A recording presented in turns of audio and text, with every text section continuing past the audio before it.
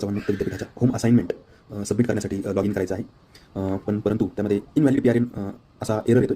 सर्वप्रथम आपण ASN YCM इथे सर्च करूया. इथे सर्च केल्यानंतर आपल्याला हा नवीन विंडो ओपन होईल. स्टुडंट लॉगिनवरती क्लिक करायचे. स्टुडंट लॉगिनवरती क्लिक केल्यानंतर तुम्ही सेकंड इयरचे असाल तर तुम्ही ऑलरेडी रजिस्टर केलेला आहे म्हणून इथे S म्हणायचं आणि इथे तुम्ही तुमचा PRN नंबर टाकायचा. मी आता इथे PRN नंबर टाकतोय आणि त्यानंतर त्याचा पासवर्ड टाकतोय. आता PRN आणि नंबर टाकून पासवर्ड टाकल्यानंतर इनव्हॅलिड PRN नंबर अशी विंडो दिसते. इथे ओकेवरती क्लिक करा. आता यानंतर इथे तुम्हाला रजिस्टर्ड या बटनावरती क्लिक करायचे. या रजिस्टर्ड बटनावरती क्लिक केल्यानंतर तुम्हाला पासवर्ड रिसेट करावा लागतो. पासवर्ड रिसेट झाल्यानंतर तुम्हाला तुमच्या प्रोफाईलमध्ये लॉग इन करता येईल.